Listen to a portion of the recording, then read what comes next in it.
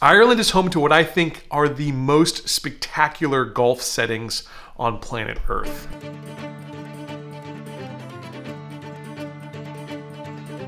These massive dunes rise up over coastal cliffs. They surround fairways and they create majestic amphitheaters of green complexes.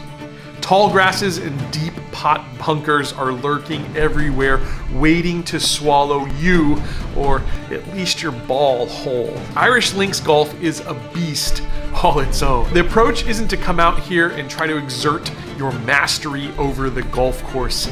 It's to become one with the golf course.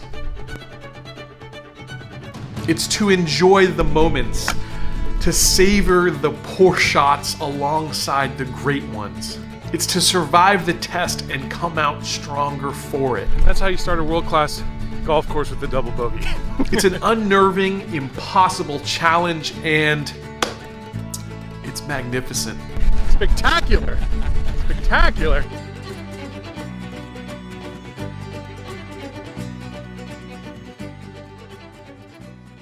So I've been planning a golf trip to Ireland for many years, and something keeps getting in the way. Pandemics, cancellations, injury, anything and everything you can think of.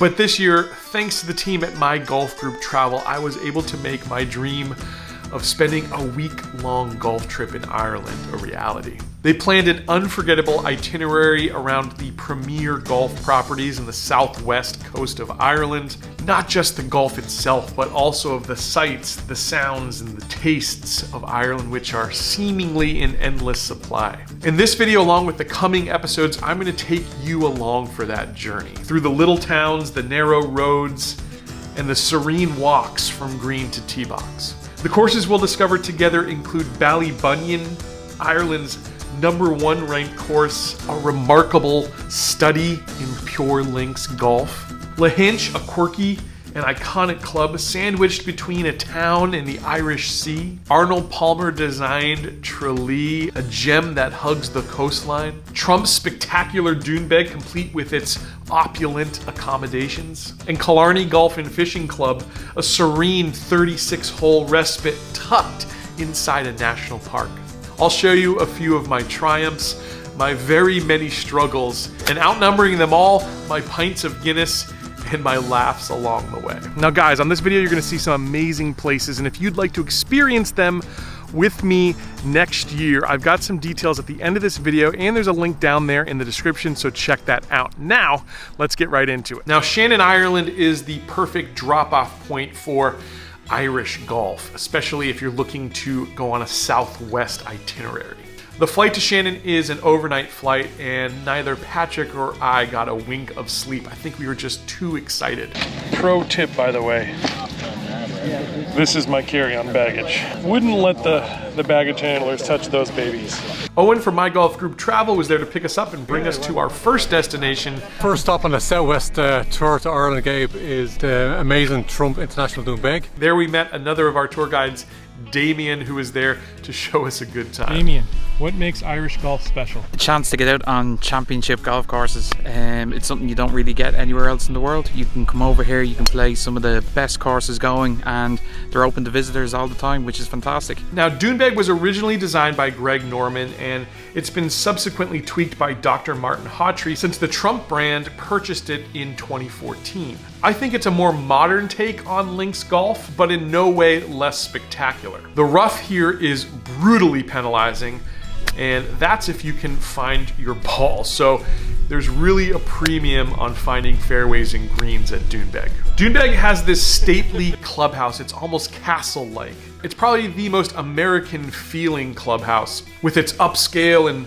more modern take on traditional interiors. They have these spacious locker rooms, pro shops, and their dining facilities are just top-notch. Doonbeg has probably the best starting hole of any I played in Ireland. Its dune-lined fairway terminates in one of those amphitheater-like green complexes with a few key bunkers that you've got to avoid along the way. It was just the perfect beginning to our golf trip. But when you're standing on the first tee of a place like this and you're just inspired and awestruck the nerves start to creep in. Let's start the tours with a little shot of our famous whiskey, Jameson.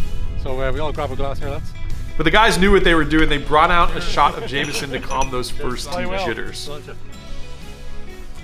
And it worked. Pat and I actually hit 2 really good drives off the tee box, completely cold, and we were off and running. Now, unfortunately, those good shots were actually few and far between here today. Some of that definitely owed to the lack of sleep from the night before, but I think it was also just the grandeur of the place itself. It's tough out here. The more I play links golf, the more I realize you just got to think about the next hole and the next shot and not really worry about your scores. The course itself is laid out in the traditional way that I love. Generally, if you look at any golf scorecard, you'll see on the front 9 you are going out, and on the back 9 you are coming in. Well, that harkens back to original golf course designs, which were a long walk out and then back in, and that is how Doonbeg is laid out. I love that. It's actually about a 7-mile walk, and though I played mostly poorly, I tried to savor each and every step. There are some really unique holes at Doonbeg, including this drive over a massive dune, the Atlantic Ocean there on the left side. Stunning. Now, I did save my best for last. The 18th is just a marvelous finishing hole where I actually had to hit my drive out over the ocean and curve it back with my draw onto the fairway. You've got the clubhouse framing the backdrop, and that second shot after a good drive, a low iron is required with pinpoint precision. I stuck it pretty good there, and I just missed the birdie putt. Now, the accommodations at Doonbeg are second to none. There's a complimentary shelf from the clubhouse out to where we stayed, our villa, which had these nice welcoming common spaces like a kitchen and living room, but then each of us had our own personal suite with a massive bathroom and a big giant comfortable king-size bed. Let me tell you, that was the best shower and the best night's sleep I had in all of Ireland. Now, our next stop was Lahinch. I think looking back on it, Lahinch was my favorite golf course on this trip. It's all at once quirky, spectacular, and homey. And it's a golf course that just could not possibly be built in today's modern age. In fact, it was designed way back when by a famous golf course architect, Old Tom Morris, and his hallmarks are everywhere around the property. Between its switchback routing and its blind tee shots and second shots sometimes, it's a layout unlike any I've experienced back home. Now, what struck me when driving up is that this course is quite literally a part of the town. You turn off the main road and boom, the clubhouse smacks you in the face. There are times when you're literally standing on the road, and there's other times when you feel like you're in the most remote place on earth. It's fascinatingly weird. It has goats too. There are so many special holes on this course. The first one for me being the 4th hole, which the locals affectionately refer to as the Klondike. It's an original Old Tom Morris par 5 where the second shot is over a massive dune in the middle of the fairway. This is something you'd never see on a modern golf course. And there's actually an aiming stone which lets you know which direction to hit your shot. After a perfect drive and a little bit of a quirky lie, which you will get in Ireland all the time, I did this. But then I did this, and this, and then this. It's an easy game, guys.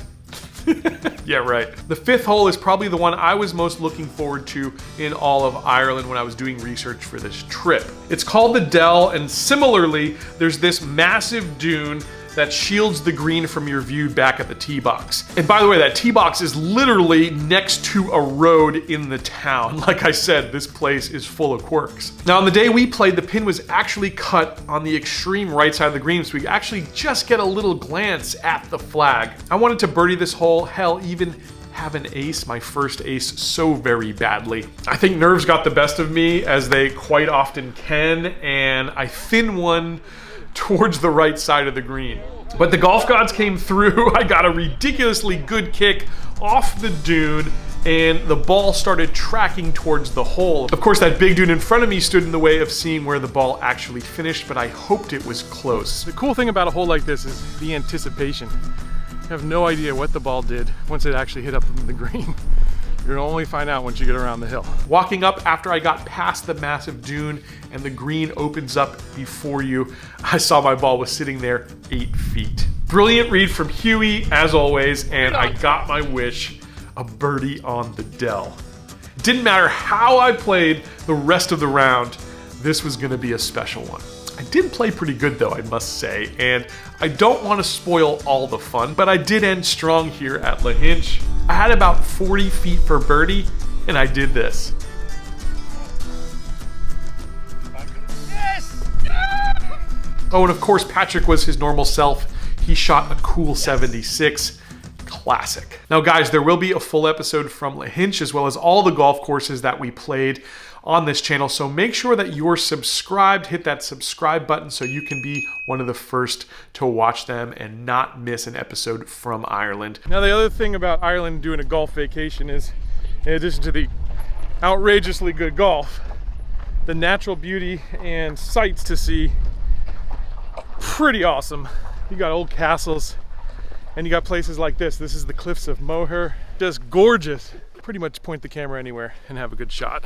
After Lahinch, we retired to a hotel in the town of Killarney, which I think is the perfect hub for all of the golf around the south and west coast of Ireland. We stayed at a cozy boutique hotel called the Victoria House, which had exceptional food, and each room was in itself unique. If you're going to be staying in Killarney, I highly recommend it. On day 3, after a couple of really tough walks up and over dunes on these links courses, we came to a very welcomed change. The pair of Killarney Golf and Fishing Club Parkland gyms, complete with a buggy, or as we say in America, a golf cart. Let me tell you, it was so very needed. Now, Killarney Golf and Fishing Club is an awe-inspiring setting with these big mountains and a lake framing pristine fairways and their well-guarded greens.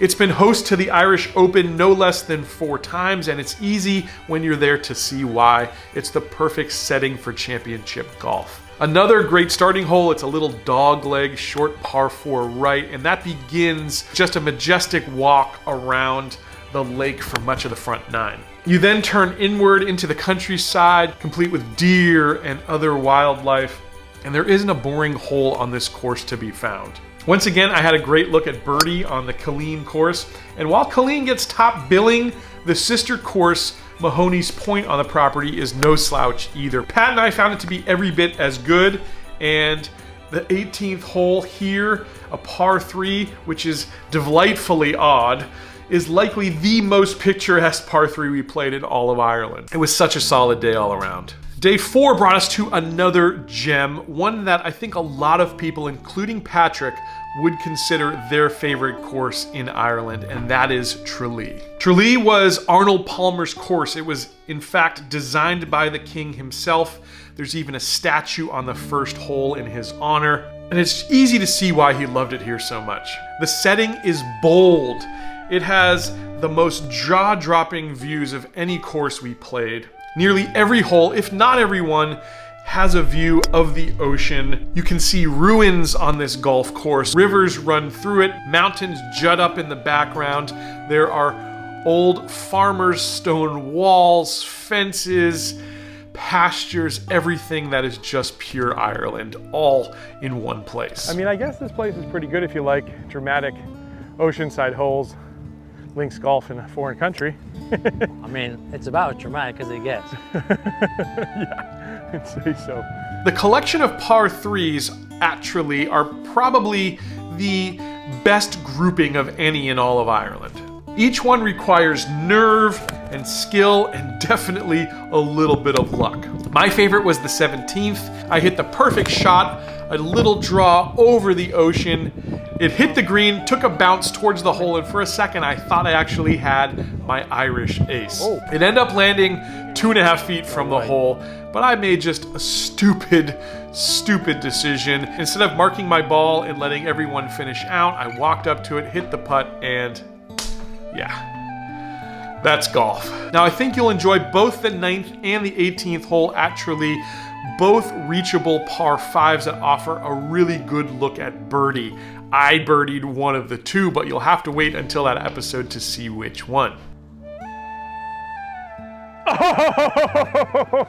Now, as you might have noticed watching the footage from the trip here, we had incredible weather the entire week. I think September might just be the best month for golf in Ireland. And it didn't get any better than our final leg of the journey, the #1 course in Ireland, Ballybunion. Spoiler alert, it lives up to the hype.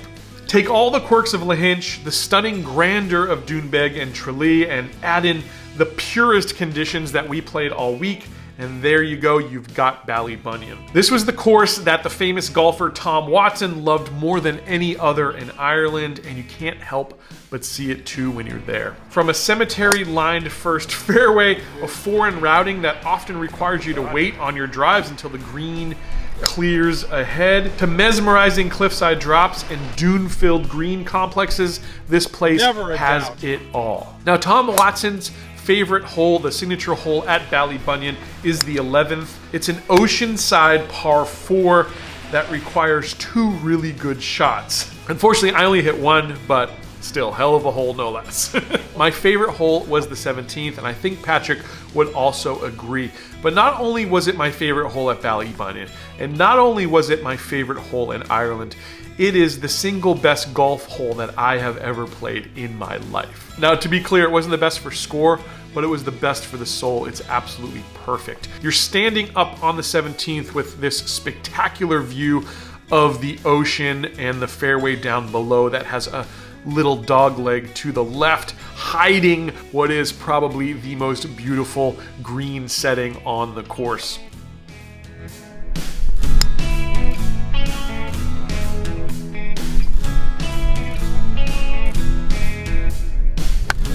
And on this hole, I probably hit the most memorable shot of the whole trip. And it's so memorable to me because it's a shot that I could never cook up in my wildest imagination. Get a club underneath that lie is gonna be a little dicey. I leaned on my caddy to give me the advice. Grass, you got room. You can punch it into this, right? You can punch it, bump and run into that, or you can flare it. It was up to me to execute something I had never done in my life, and I pulled it off. Oh boy, I'm glad I listened.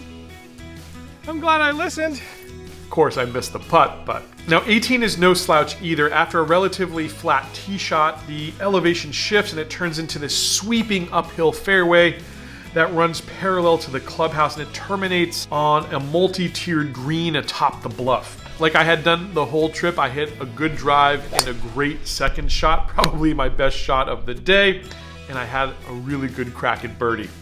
It would be the most fitting end to a golf trip in Ireland if I could drain this one.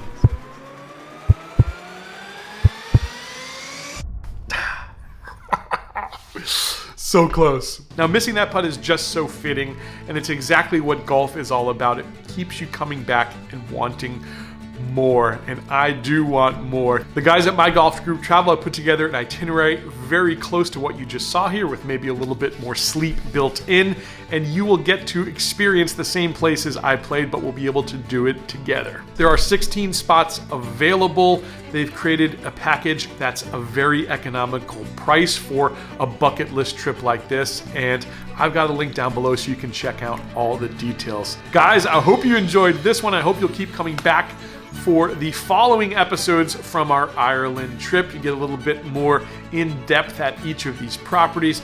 Check out that link down below about our trip in 2023, and I'll catch you back here very soon on another edition of Let's Play Thru.